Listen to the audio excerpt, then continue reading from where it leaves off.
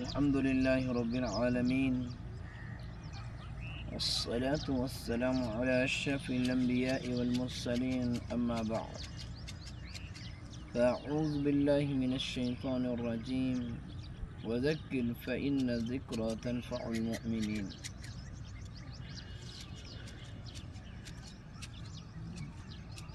اللہ رب العزت فرماتے ہیں کہ مومنوں کو نصیحت کرو، یہ ان کو فائدہ دے گی.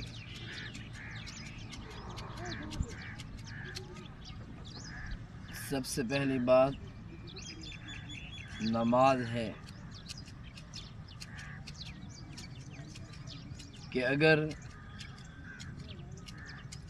انسان زندگی گزارتے ہوئے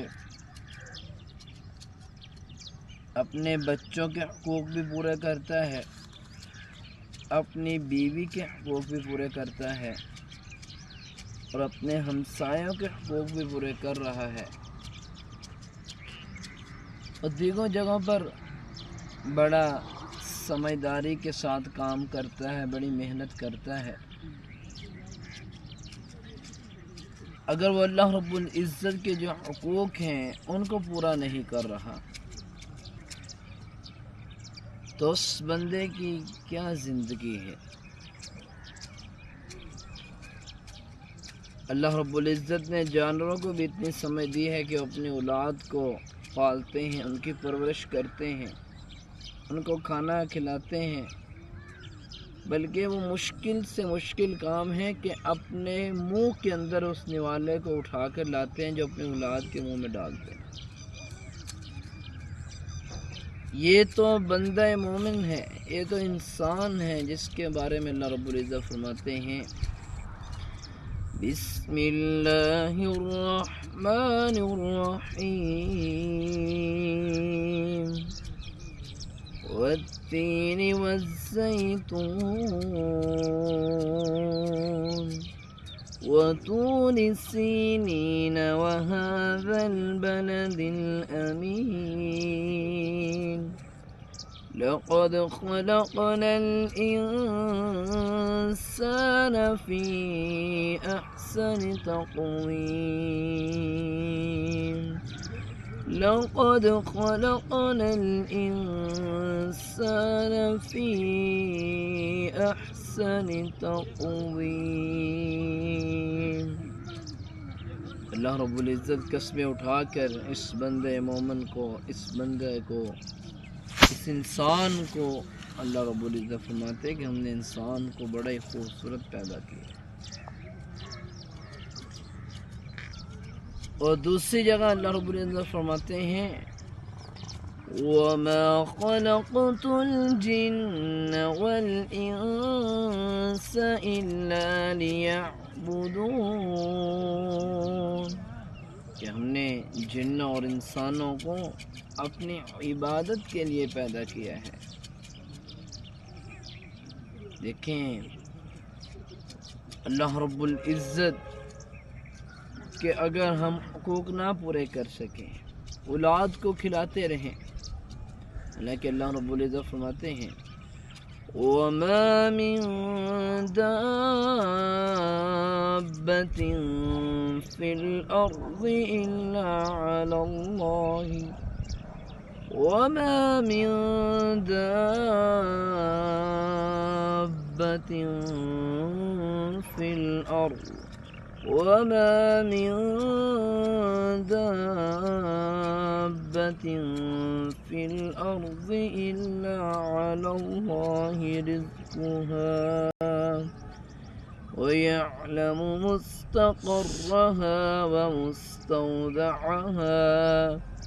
كُلٌّ فِي كِتَابٍ مُبِينٍ. کہ دنیا کے اندر کوئی بھی ایسا جاندار نہیں ہے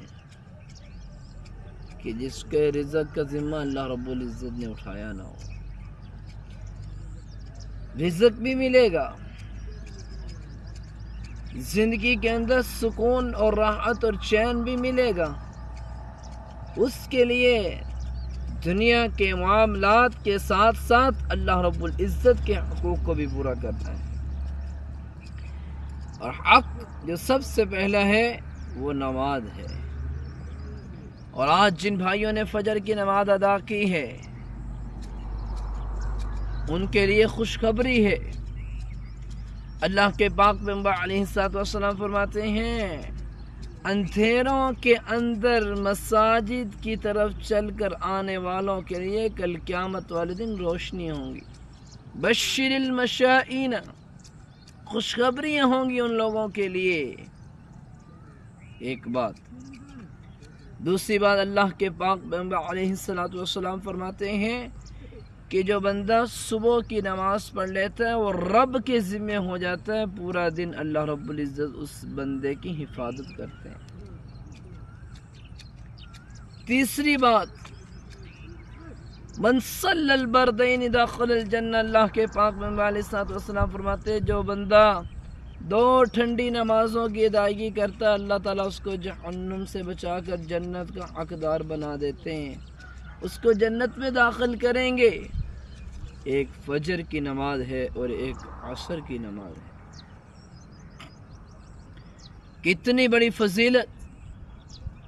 اگر 2 نمازوں کی فضیلت کا ان لوگوں کو علم ہو جائے تو یہ گھٹنوں کے بل بھی اگر ان کو آنا پڑے تو یہ مسجد میں آ کر نماز تکبیر اولیٰ کے ساتھ پڑھیں۔ اور بھائیو ایک اور بھی چیز سنی، اللہ کے پاک پیغمبر علیہ السلام فرماتے ہیں جو بندہ نمازی بن جاتا ہے 40 دن تک تکبیر اولیٰ کے ساتھ نماز پڑھتا ہے، اللہ تعالیٰ اس کو 2 انعام عطا کرتے ہیں۔ ایک اس کو جہنم سے آزاد کر دیتے ہیں، دوسرا اس کے دل سے نفاق کو دور کر دیتے ہیں۔ اور اللہ کے پاک پیغمبر علیہ السلام کی جو وعید ہے اس سے بھی انسان بچ جاتا ہے کہ یہ فجر اور عشاء کی نماز تو منافقوں کے اوپر بھاری ہے۔ انسان اس لسٹ سے بھی نکل جاتا ہے، اس لسٹ سے بھی دور ہو جاتا ہے، پھر بھی ہم بے نمازوں والی زندگی گزار رہے ہیں۔ پھر ہمارے رزق کے اندر برکتیں کیسے آئیں؟ ہمارے رزق کے اندر برکت کیسے آئے گی؟ سنے، اللہ رب العزت فرماتے ہیں آج ہر ایک بندہ پریشان ہے، رزق کی کمی، اولاد نافرمان، دلوں کے اندر سکون چین نہیں، معیشت تنگ ہو چکی ہے۔ آج بندہ ہر پٹرول کا رونا رو رہا ہے، پٹرول بڑا مہنگا ہو چکا ہے۔ آئیے اس کا حل قرآن مجید عطا کرتا ہے۔ وَمَنْ أَعْرَضَ عَنْ ذِكْرِي فَإِنَّ لَهُ مَعِيشَةً ضَنْقًا وَنَحْشُرُهُ يَوْمَ الْقِيَامَةِ أَعْمَى قال رب لم حشرتني